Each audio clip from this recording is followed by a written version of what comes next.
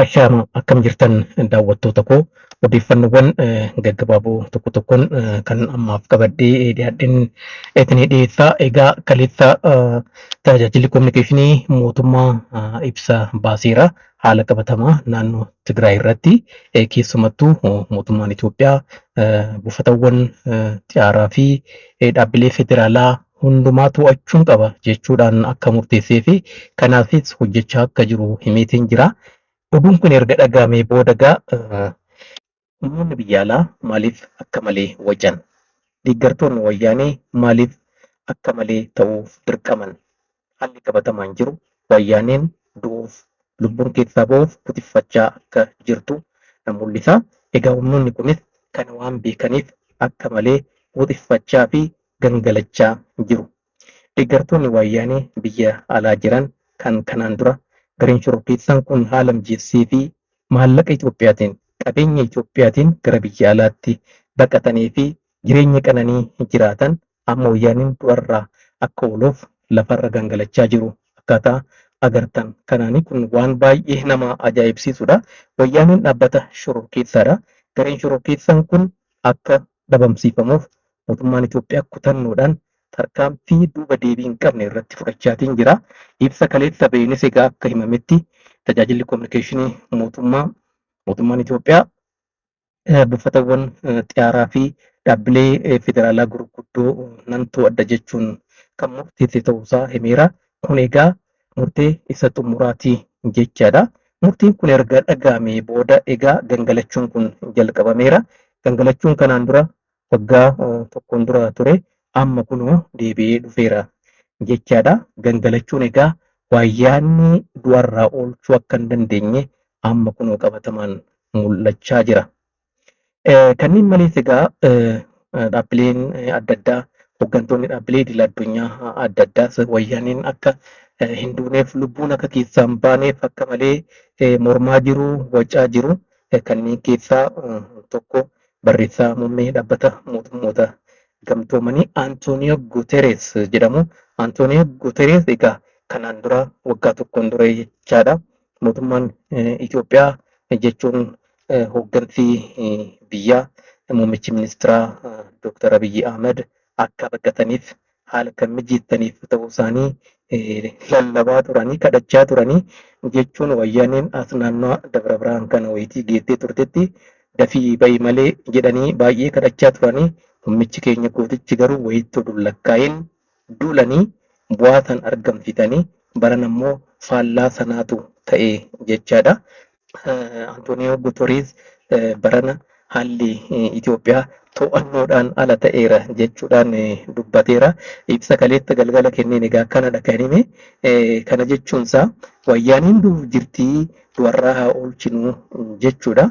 Egaa raayyaan ittisa Itoophiyaa magaalota naannoo Tigraay hedduu to'annoo jala oolcheera. Inni kun lubbuun wayyaanii akka keessaa baatuuf haala mijeessu waan ta'eef yaaddaanii jarri kun akkaataa kanaan kutiffachaa jiru. Egaa dhaabbanni Antooniyoo Guuterees hoogganu dhaabbanni mootummoota gamtoomanii jechaadha. Waggaa darbee yeroo adda addaatti walga'iiwwan baay'ee dhimma Itoophiyaa irratti adeemsisaa ture. Keessumattuu manni marii tasgabbii dhaabbata mootummoota gamtoomanii haala ta'ee hin beekneen haala biyya kamirratti mul'atee hin beekneen dhimma Itoophiyaa irratti yeroo 12 ol walga'uudhaan mari'ateera. Qoqqobbiin adda addaa akka taasifamuuf michoonni tumsuudhaan waan baay'ee gochaa turanii Itoophiyaan homaan taanee hin banne rakkoon diinagdee hanqinni jireenyaa qaala'insi jireenyaa tokko tokko akkuma mul'achaa jiru mudateera. Garuu immoo Itoophiyaan sababa kanaan dhiibbaa isaan taasisan kanaan lafarraan dhabamne jireenyi ishii itti fufaatuma jira jechaadha. Injifannoo amma wayyaan irratti galmeessisaa jirtu boodas jireenyi Itoophiyaanotaa daran mijataa ta'uudhaan kan itti fufu ta'a jedhameeti kan eegamu. Antooniyoo Guuterees egaa kadhaa kana kan finiinte qoqqobbiin Itoophiyaa irratti akka fudhatamu humni addaa jechuun loltoonni alaa seenanii tasgabbii akka kabachiisaniif dhiibbaa gochuuf yaadameeti. Kuni gonkumaa waan ta'uu miti. Sadarkaa xumuraarra ga'ameera jechaadha.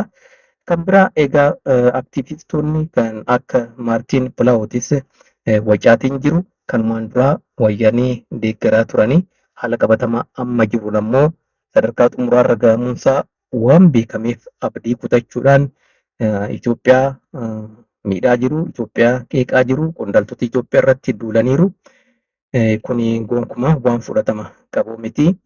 Hooggantuun dhaabbata gargaarsaa Ameerikaa Saamantaa Paawur jedhamtus kanumaan dura wayyaanii akka deeggartudha kan beekamu. Egaa haala qabatamaa amma jiruunis dubartiin kunis wayyaaniidhaaf iyyaa jirti.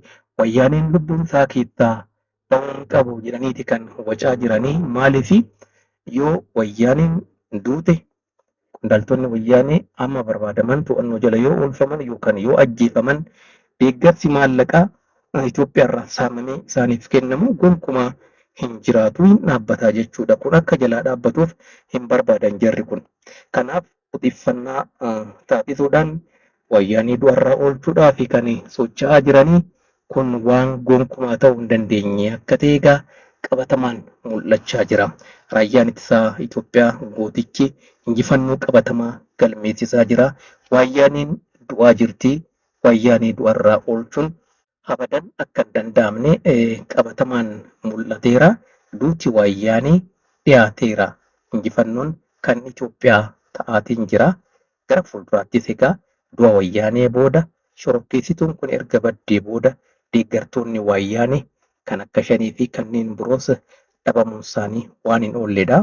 Jireenya mijaa'aa fi nagaa amansiisaa qabaachuudhaan misoomaa fi guddina Itoophiyaa daran finiinuudhaan itti fufa jedhameeti kan eegamu.